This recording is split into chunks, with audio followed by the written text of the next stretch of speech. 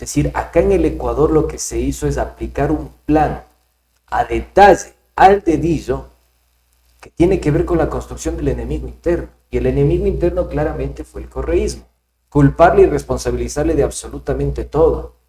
Y debilitando a la par al Estado. Y debilitando a la par al Estado ecuatoriano, ofreciendo los recursos públicos, digamos, a los privados.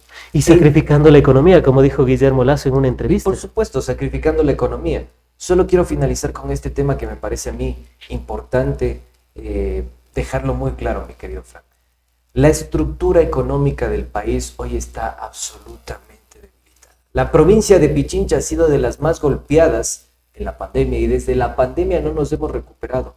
4.500 millones de dólares perdidos. Son cifras del Banco Central del Ecuador.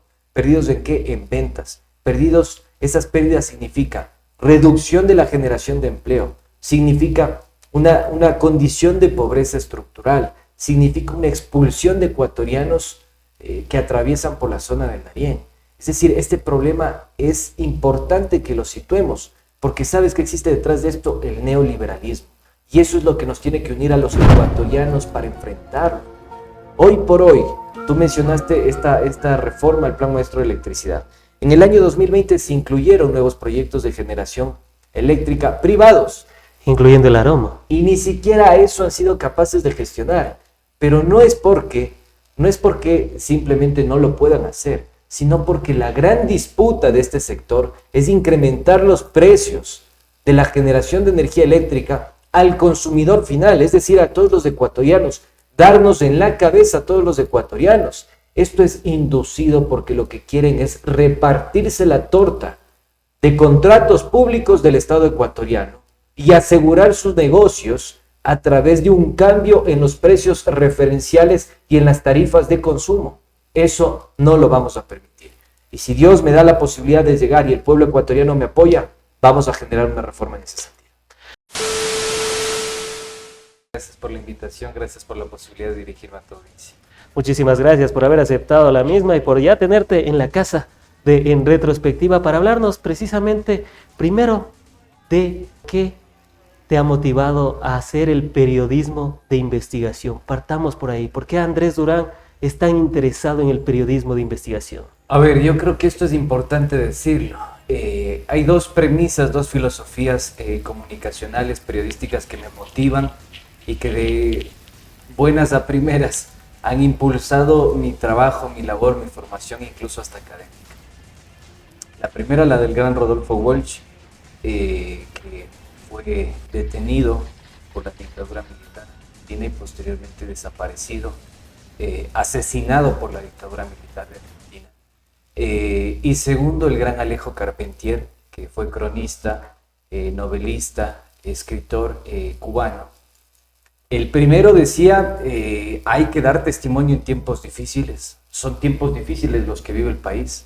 Y el segundo nos decía, hay que intentar ser cronistas de este tiempo. Así que estas dos filosofías han marcado mi vida y forman parte de mi matriz de pensamiento, forman parte de la formación de Andrés Durán, del chochólogo, y eso es lo que me ha motivado a seguir profesionalizándome, capacitándome, formándome académicamente incluso para poder dar lo mejor, ofrecer lo mejor a la audiencia, ofrecer lo mejor a los seguidores, ofrecer lo mejor a los internautas, ofrecer lo mejor a los ciudadanos. Desde esa trinchera y desde esa formación, bagaje, matriz de pensamiento, si quieres, es que Andrés Durán ha tenido la posibilidad de debatir, discutir, informar, intermediar también entre los asuntos de interés público. Y el chochólogo, obviamente influenciado por todo eso, pero ¿cómo surgió el nombre? Bueno, es una pregunta recurrente de cómo se terminó creando el chochólogo. Y básicamente obedece a un lugar de enunciación. O sea, yo soy, por digamos, la formación de posgrado, sociólogo político, y por la formación de pregrado, comunicador y especializado en procesos comunicacionales. Entonces, buscando, informándome, empapándome leyendo un poco sobre la realidad social y política de este país, me enteré que en los años 70 a los sociólogos de la Universidad Central se los conocía como cholos, ¿no? Entonces fusionaron en algún momento este concepto del sociólogo y el cholo y quedó como chochólogo. Entonces me encantó el nombre, me lo apropié, lo utilicé y también hace alusión a esto, ¿no? Una clase social, un origen social, un origen socioeconómico, un origen cultural. Eso es súper importante también decirlo. Y ese es el lugar de enunciación del chocholo. Recuerdo que mi abuelita siempre cuando llegaba a la casa me solía decir, ¿cómo te va, cholo? Sí. Y es algo súper cultural. Sí. Es eso, ¿me entiendes? Es la mezcla de un sociólogo que logró capacitarse, aspirar a formarse académicamente y combinarlo con esto, ¿no? Un sociólogo cholo, un chochólogo. Así que por ahí van un poco los tiros de la construcción de este personaje del chocholo. Y precisamente Andrés Durán ha venido como su personaje, como el chochólogo, como más lo conocen, y qué alegría tenerte en el espacio también para abordar a través de la construcción de este personaje que ya viene de algunos años, que pasó por algunos medios como Hoja de Ruta, también estuvo en Radio Pichincha Universal y ahora está en Ecuador en directo. Has revelado algunas investigaciones que son contundentes y fruto de ello has tenido inclusive amenazas. Coméntame las principales investigaciones que recuerdas en este momento.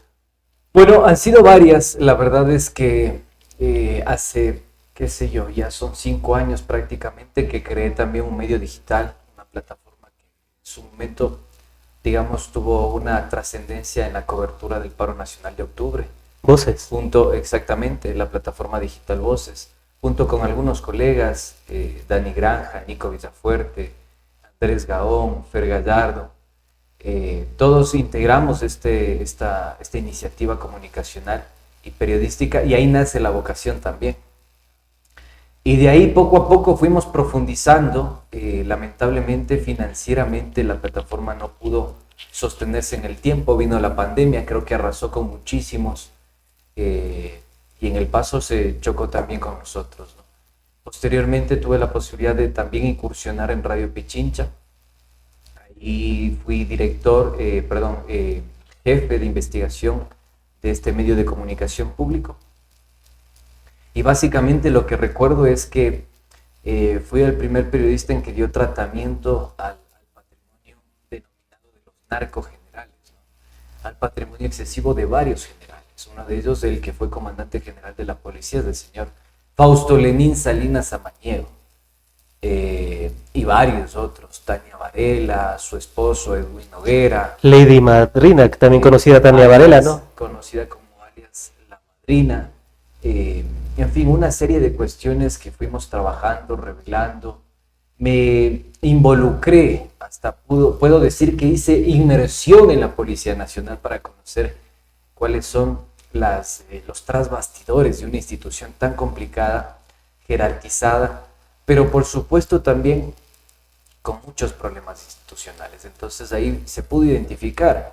Uno que se me viene a la cabeza es justamente esto del patrimonio exacerbado, no declarado, del señor Ramírez, el general Ramírez, que estuvo al frente del sistema nacional penitenciario de este país, del SNAI, sí, del Servicio Nacional de Personas Privadas de la Libertad, que estuvo también al frente de la Dirección General de Investigación de la Policía Nacional y que también estuvo al frente de varias direcciones y departamentos de la Policía Nacional, y que casualmente o causalmente fue procesado en el caso Metástasis.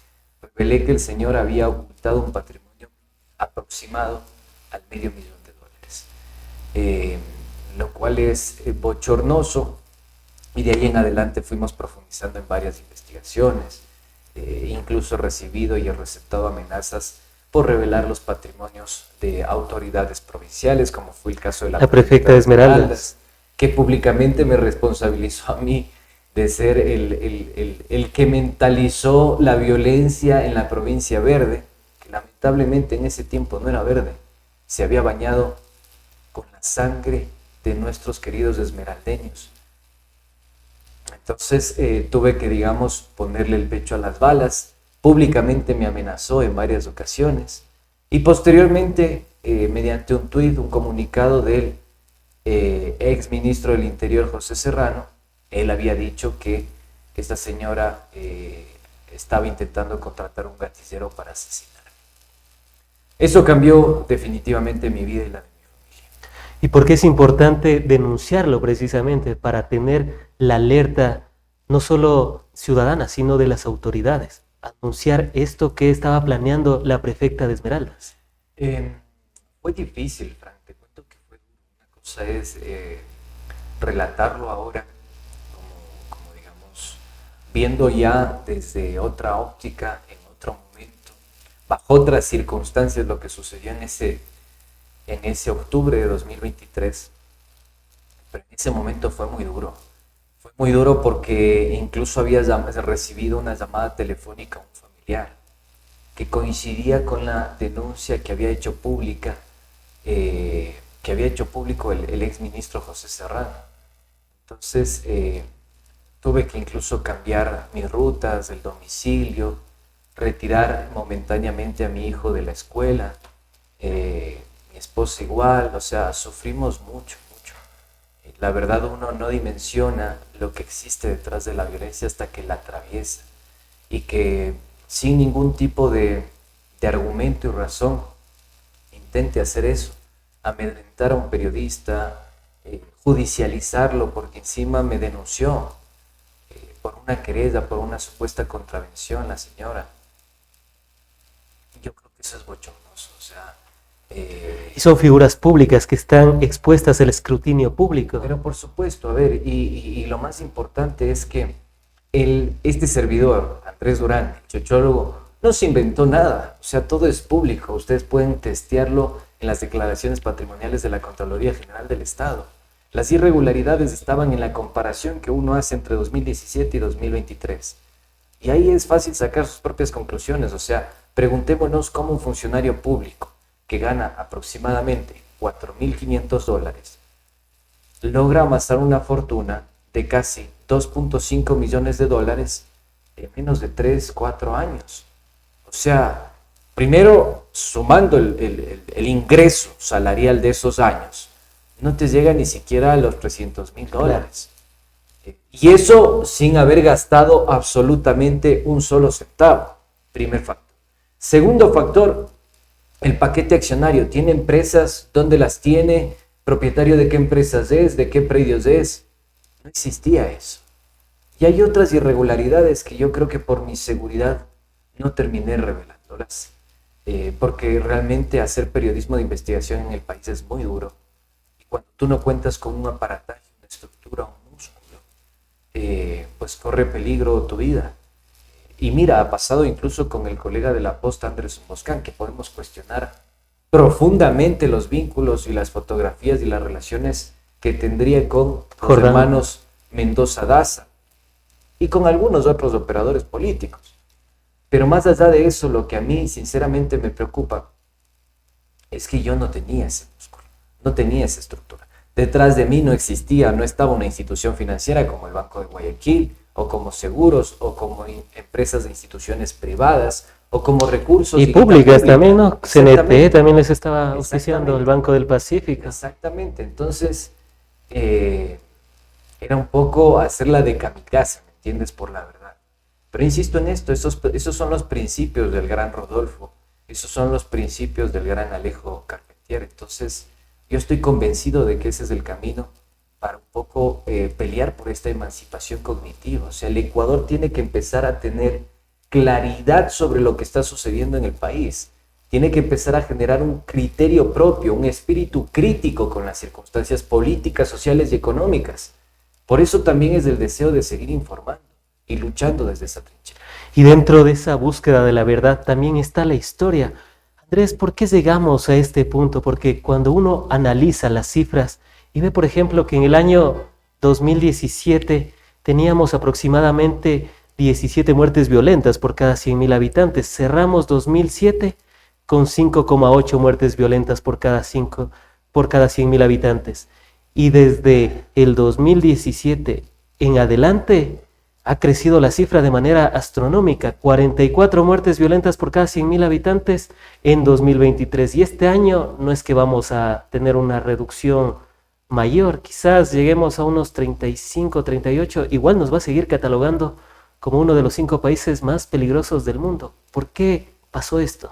Bueno, yo creo que esto obedece claramente a una gran explicación, a una gran variable determinante de este fenómeno que vivimos, de esta problemática. La gran variable determinante de esto que estamos viviendo hoy por hoy es justamente la retirada del Estado. Si nosotros no tenemos Estado, no tenemos presencia del Estado en los lugares más problemáticos, más violentos, donde hay más pobreza, donde hay más inseguridad, donde no hay cobertura de las necesidades básicas de los ecuatorianos, donde no existe institucionalidad pública o privada, donde no hay, digamos, tejido social. Esto es un caldo de cultivo. Esas zonas se convierten en un caldo de cultivo. ¿Para qué? Para que prolifere la violencia, las bandas criminales, las estructuras delictivas. Es decir, que las bandas criminales están ocupando el rol que el Estado debería ocupar. Es decir, ¿propiciando qué? Propiciando política pública, seguridad, salud, educación, capacitación, formación, oportunidades. Entonces, frente a la ausencia del Estado, las bandas criminales tienen luz verde y ofrecen todo eso que el Estado no está ofreciendo. Digo, ahora es más rentable ser mula, ser coyote, ser pequeño transportador de la cocaína, de la droga, que ser pescador, que ser agricultor, que ser trabajar en el sector agropecuario. Y después de lo que pasó hace 1 o 2 años en el sector pesquero, que llegaron con ametralladoras e hicieron lo que hicieron, pues... El puerto pesquero de Esmeralda. Entonces, esto es grave, ¿no? Y después tienes de esta otra circunstancia, frente a la ausencia del Estado, frente al poder que se le otorga a la banda criminal, al crimen organizado, a la delincuencia organizada.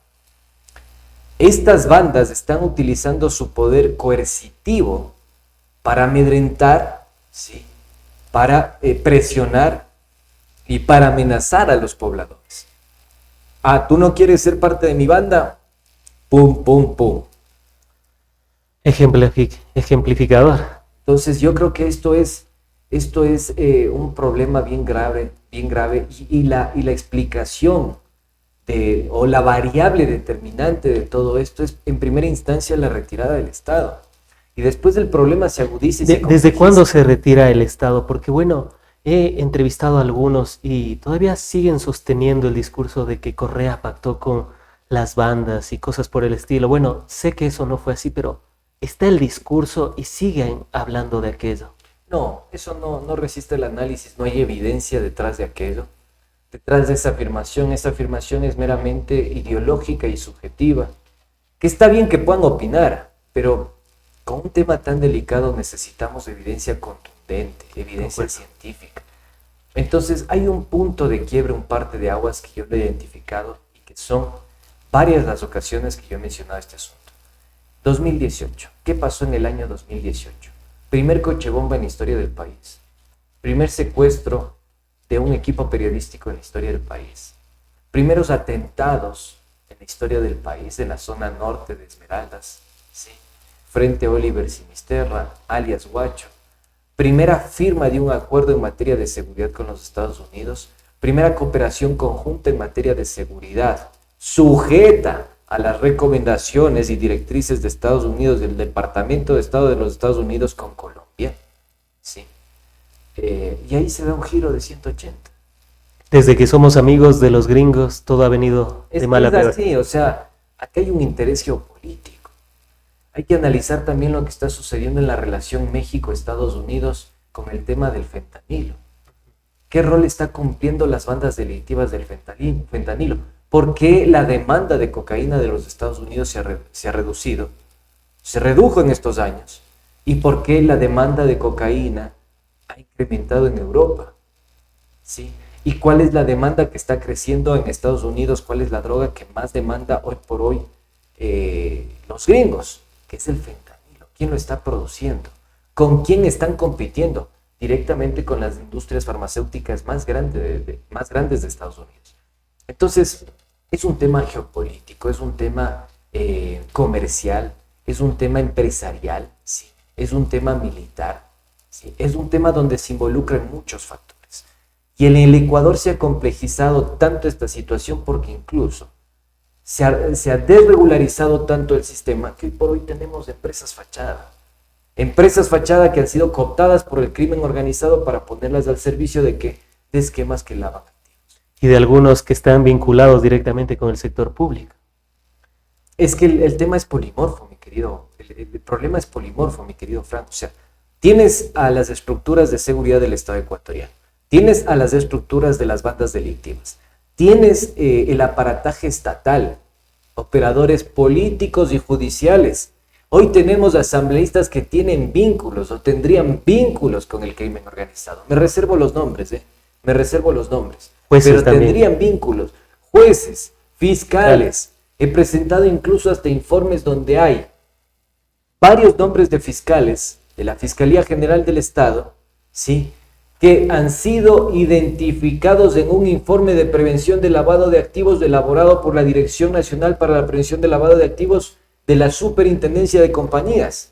¿Dónde están entonces los ROIs de la Unidad de Análisis Financiero? ¿Dónde están los allanamientos, señora fiscal? ¿Dónde están los procesos legales a los jueces de este país? Esa es la realidad que tiene.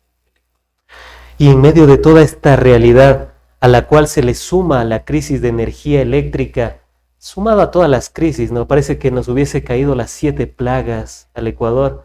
Y cuando uno va dándose cuenta, y precisamente concuerdo, que todo está conectado, desde que somos buenos amigos de los gringos, todo ha venido de mal a peor. Pero en medio de toda esta coyuntura, crisis eléctrica, crisis de inseguridad, todas las crisis posibles, hasta del agua nos quitaron.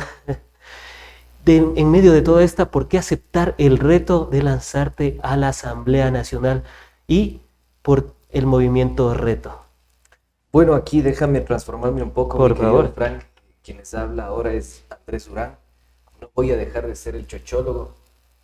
Lo seguiré siendo, seguiré trabajando por la gente, por la audiencia, por la ciudadanía. Pero ¿por qué decido dar este salto político?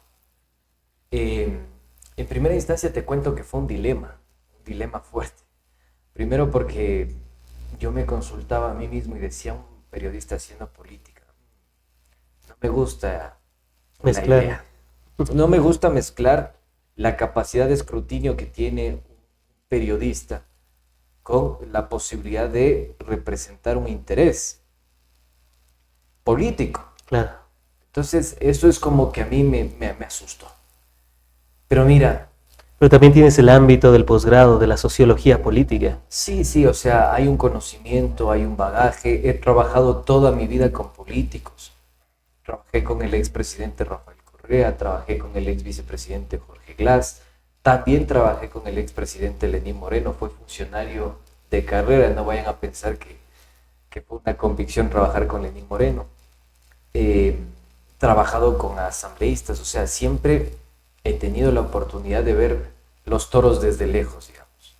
Una posibilidad, digamos, que es privilegiada porque uno hace observación participante, si se quiere. Entonces, siempre me ha asustado este tema de la política.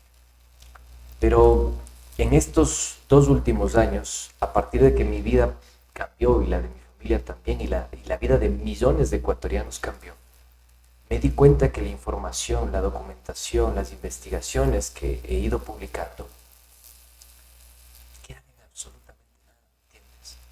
Porque las autoridades no funcionan, porque el Estado no funciona, Hacen porque mutis los por el foro. funcionarios públicos no funcionan, porque los asambleístas, muchos, son inoperantes, son negligentes, no entienden el sistema parlamentario, no entienden los procesos de fiscalización, no comprenden las demandas y exigencias de la ciudadanía. Es mentira que solo tienes la competencia de legislar y fiscalizar. Acá recientemente en la Asamblea se aprobó el Tratado de Libre Comercio con China.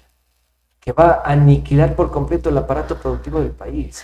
Entonces, son varios factores y la recopilación de esa información, el conocimiento y la propia exigencia de la audiencia que me decía, oiga, usted tiene que ir a fiscalizar a los corruptos, oiga, usted tiene que ir a fiscalizar al crimen organizado, combatir al crimen organizado. Porque cuando digo fiscalizar, en serio lo digo, hay que hacerlo, porque hoy por hoy están en la estructura privada y en la estructura pública.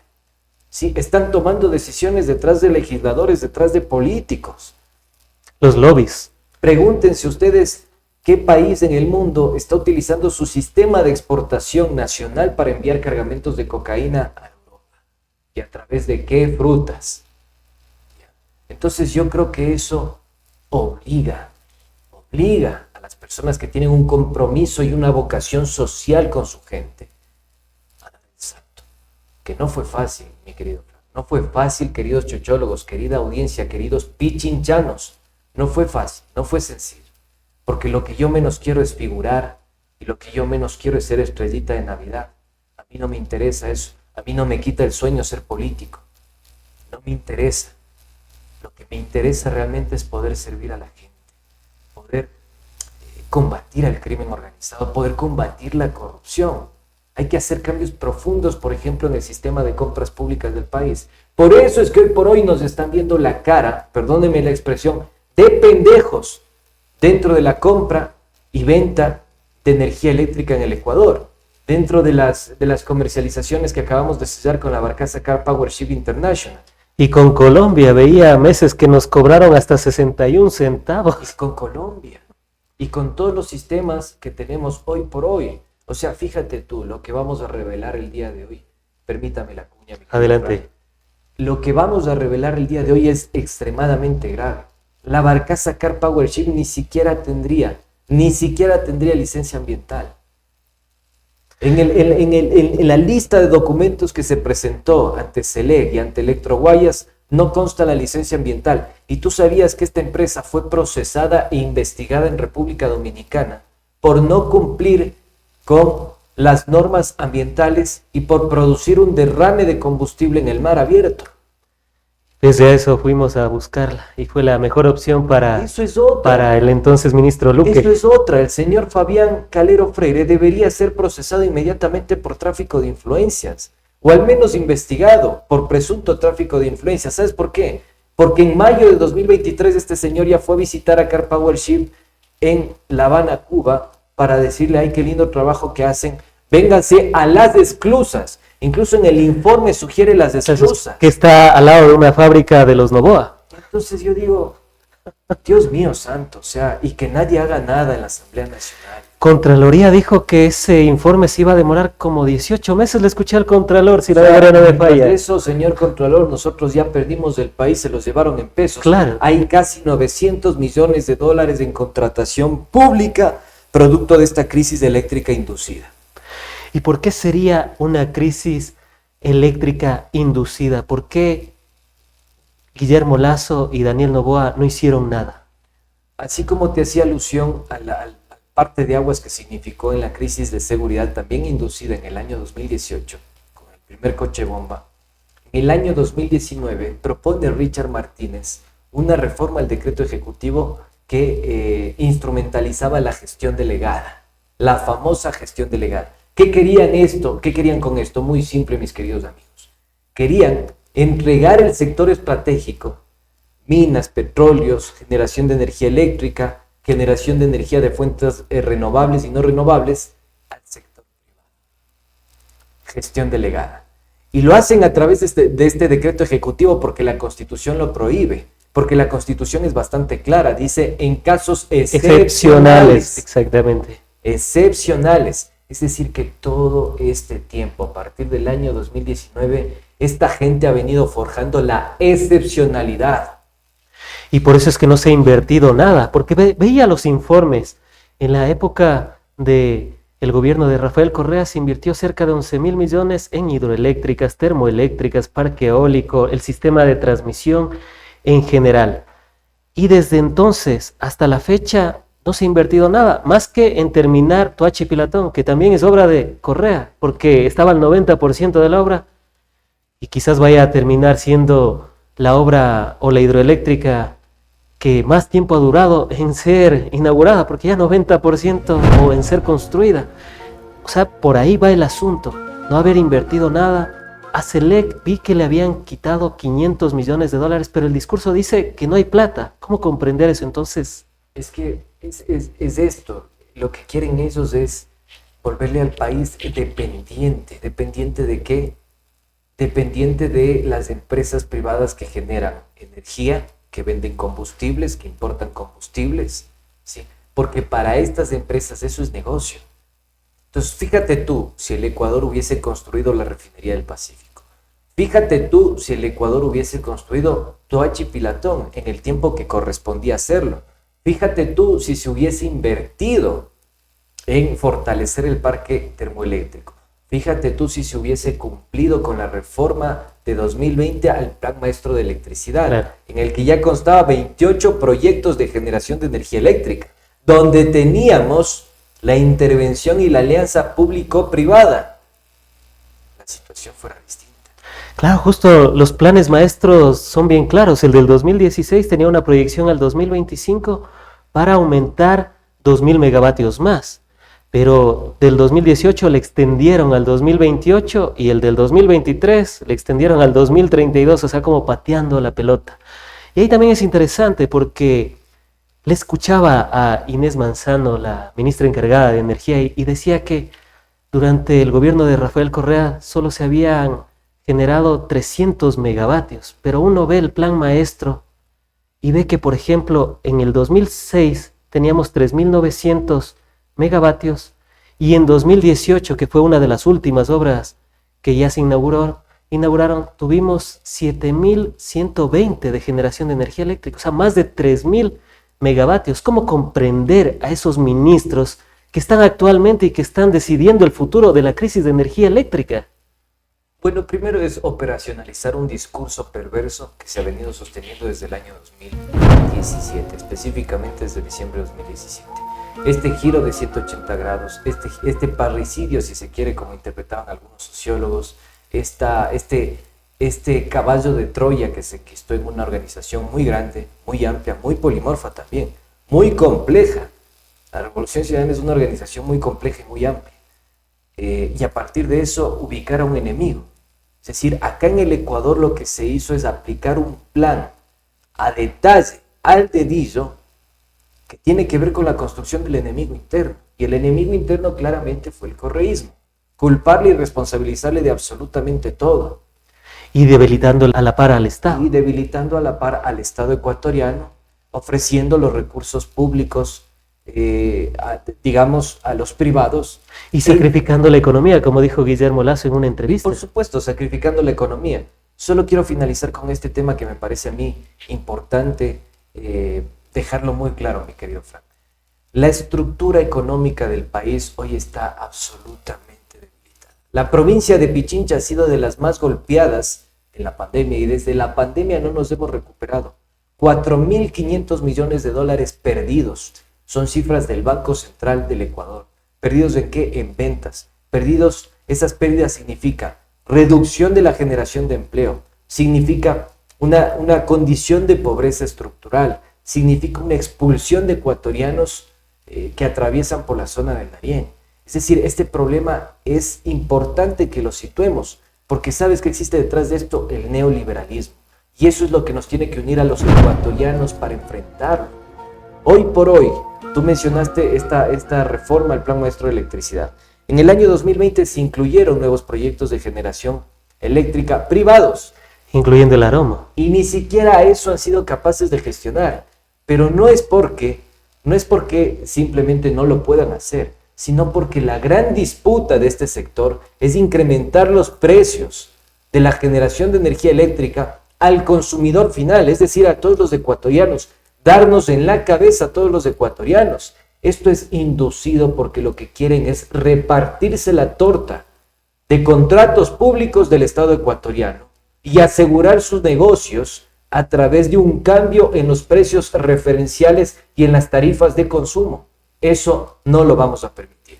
Y si Dios me da la posibilidad de llegar y el pueblo ecuatoriano me apoya, vamos a generar una reforma en ese sentido. ¿Cuál sería la reforma? A propósito justamente de la ley que envió el Ejecutivo para finalizar. El artículo 52 es apabullante porque le veo y no me canso de decir para la construcción, operación y mantenimiento de proyectos prioritarios del sector eléctrico según el Plan Maestro de Electricidad, tal y como lo podemos ver, ahí dice un poco más.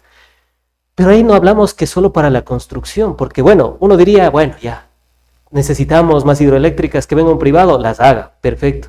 Pero Andrés, ¿cómo comprender para la operación y mantenimiento de proyectos prioritarios, como por ejemplo las termoeléctricas, que no han sido dado mantenimiento? Entonces se le va a pasar al privado para que ellos hagan el mantenimiento y nos pasen la factura a nosotros. Brevemente explico cómo funciona el sector eléctrico del país. El país tiene empresas de generación de energía eléctrica, donde está Coca-Cola, por ejemplo, Toachi, por ejemplo, que no ha sido construida, y varias otras empresas. Y tiene empresas de distribución y comercialización. Así, a breves rasgos, se organiza, tiene obviamente agencias de regulación, de control, Operación Nacional de Electricidad, el Operador Nacional de Electricidad, SENACE, etc. Pero ¿dónde está el negocio? En la generación, en la distribución y en la comercialización. ¿Qué es lo que pretenden ellos? Darles todo este giro de negocio, generación, distribución y comercialización a los privados. Que ellos establezcan sus propias tarifas y que esas tarifas sean aprobadas por la agencia de regulación, ¿sí? Y eso a través de la creación de un fideicomiso donde se ponga una prelación de pagos, es decir, un orden o una prioridad de pagos. Y en ese orden o prioridad de pagos van a poner al sector privado. Y si el Estado ecuatoriano, digamos, y si el consumidor final no puede pagar la tarifa porque existe un subsidio, quien termina asumiendo ese costo es el Estado ecuatoriano. Es decir, que si no te dan en la cabeza por un lado, te van a dar en la cabeza por el otro. Y eso el Ecuador no puede permitir. No puede ser que estemos paralizados absolutamente, el aparato productivo estancado y que miles de ecuatorianos pierdan empleos en medio de esta crisis inducida por este gobierno corrupto, negligente e indolente. Y como un dato adicional, veía los informes que desde el 2017 nosotros nos ahorrábamos $1.200 millones al año por todo el tema de la planificación energética, no solo por las hidroeléctricas, sino por todo el aparato energético. Sin embargo, ahora estamos pagando a Colombia cerca de 500 millones, estamos con este tema, nos van a pasar la factura y como plus, si podemos colocarlo, lo que sacó ayer el Expreso, de que nos van a subir, o que Inés Manzano ya estaba conversando con Daniel Noboa para subirnos la tarifa al 50%. O sea, en vez de pagar 10 centavos, vamos a pagar 15 y la persona que pagaba $20 va a terminar pagando 30 y así sucesivamente. Y ya lo hemos visto, hay denuncias de gente que ha pagado el doble en la tarifa de generación eléctrica, en la tarifa del consumo eléctrico en estas últimas 2 semanas. Y consumiendo menos. Y sin luz. Y sin luz. Entonces, dense en cuenta, estas cosas son inverosímiles. No podemos permitir. Es momento de generar este cambio y no necesitamos un mesías. El cambio comienza por nosotros mismos, generando conciencia de la situación que está viviendo el país y, por supuesto, tomando una decisión. Por eso este 2025 es trascendental. La disyuntiva es clara, queridos ecuatorianos, queridos pichinchanos. El aniquilamiento de la familia ecuatoriana o su supervivencia. Un último comentario, igualmente viéndoles a las personas que te siguen, del por qué lanzarte a la candidatura por el Movimiento Reto, que está en alianza con la Revolución Ciudadana. Bueno, yo creo que los procesos de democracia interna han definido, digamos, yo soy parte de la Revolución Ciudadana, soy un, digamos, afiliado político a la Revolución Ciudadana. Sin embargo, han tenido sus procesos de democracia interna. Se puede discrepar, se puede aceptar, se puede coincidir, se puede disentir, pero lo que sí quiero dejar claro es que la alianza que tenemos entre la Revolución Ciudadana y Reto da la posibilidad que también se abra esta puerta. Así que agradezco públicamente al Frente Ciudadano Progresista, que es la plataforma política que ha impulsado mi candidatura. Agradezco también públicamente a Eduardo Sánchez, a Raúl Chávez, que también han confiado en mi persona y que pues han mocionado mi nombre para que sea aceptado. Y agradezco también a todos los compañeros de la Revolución Ciudadana que creen y seguirán creyendo en este servidor. El chochólogo jamás va a traicionar sus ideales. Andrés Durán jamás dejará de lado sus convicciones políticas e ideológicas, y la finalidad, mi querido Frank y queridos amigos, es seguir sirviendo al pueblo ecuatoriano, desde cualquier trinchera, desde la que me corresponde. Han sido las apreciaciones de Andrés Durán, periodista de investigación, también conocido como el chochólogo, que se lanza a la Asamblea Nacional por el movimiento Reto, por el distrito. Cantones, yo tengo a mi cargo prácticamente 7 cantones. Está Rumiñahui, Mejía, Cayambe, Puerto Quito, San Miguel de los Bancos, está también Pedro Moncayo y Pedro Vicente Maldonado. Ya lo saben, amigas y amigos, se lanza por los cantones de Pichincha, y te agradecemos nuevamente. Sabemos que a veces el tiempo vuela cuando la conversación es demasiado interesante, pero seguros de tenerte en futuros programas, análisis y debates de la coyuntura nacional. Y también para un debate, por una premisa, ya tuvimos un asambleísta que también ya está interesado en el debate, así que perfecto, sería interesante contraponerlos. A las órdenes, siempre, y como siempre lo digo, mi querido Fran, que el pueblo ecuatoriano sea el que decida, que el pueblo ecuatoriano sea dueño de sus propias conclusiones. Han sido las apreciaciones de Andrés Durán, el chochólogo, con ustedes, amigas y amigos. Como siempre, gracias por seguirnos a través de todos nuestros canales. Me despido, no sin antes recordarles que la comunicación es más que un derecho, y que en tiempos de engaño universal, decir la verdad se convierte en un acto revolucionario. Hasta una próxima oportunidad.